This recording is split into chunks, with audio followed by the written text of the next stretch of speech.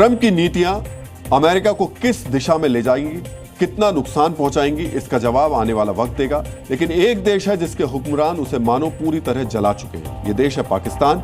और अब हम एससीओ बैठक में इसी पाकिस्तान की फजीहत का विश्लेषण करने जा रहे हैं। यह विश्लेषण समझने के लिए आपको सबसे पहले एससीओ बैठक में पाकिस्तान के प्रधानमंत्री शहबाज शरीफ का एक वीडियो गौर से देखना चाहिए। दरअसल एससीओ बैठक के दौरान पीएम मोदी और रूस के राष्ट्रपति पुतिन एक दूसरे से मिले। दोनों राष्ट्राध्यक्षों के बीच कुछ हल्की फुल्की बात हुई और दोनों एक दूसरे का हाथ पकड़कर आगे चल दिए।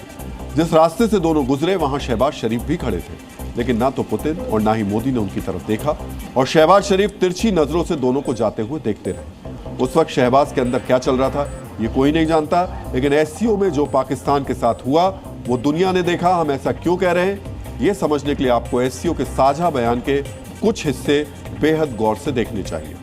एससीओ के जॉइंट डिक्लेरेशन में पहलगाम आतंकी हमले का जिक्र किया गया।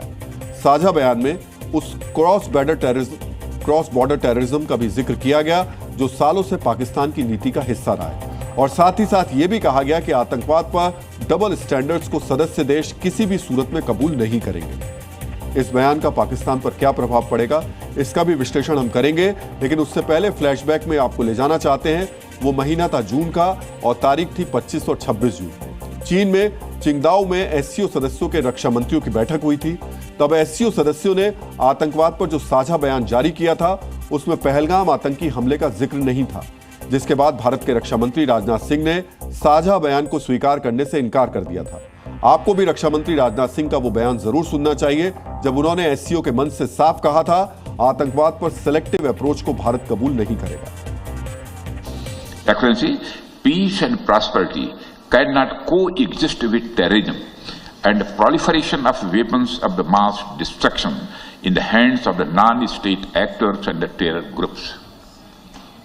Dealing with these challenges require decisive action and we must unite in our fight against these evils for our collective safety and security.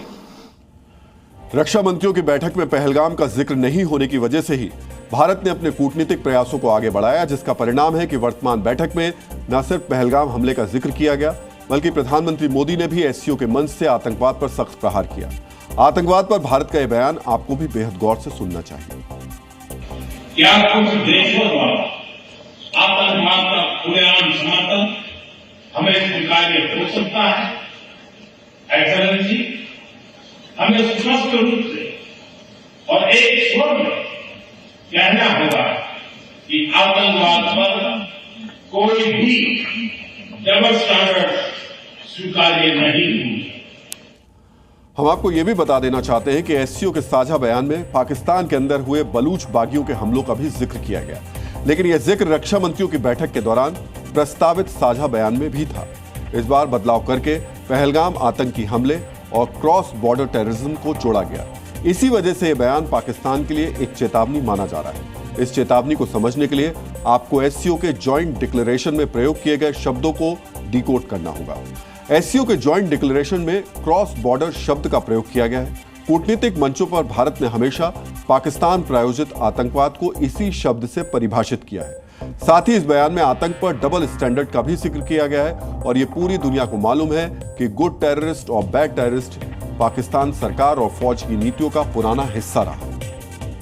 हो सकता है कि जिस तरह ऑपरेशन सिंदूर के बाद पाकिस्तान ने अपनी कथित जीत का झूठा ढिंडोरा पिटवाया हो, ठीक उसी तरह इस बयान को भी तोड़ मरोड़कर पाकिस्तान कुछ इस तरह पेश करे कि एससीओ में शहबाज शरीफ झंडे गाड़कर आए हैं। लेकिन सच यही है कि एससीओ के मंच पर हमेशा पाकिस्तान के ऊपर चीन का वरद हस्त रहा था, लेकिन इस बार चीन ने भी पाकिस्तान से अपना कथित समर्थन मानो पीछे खींच लिया।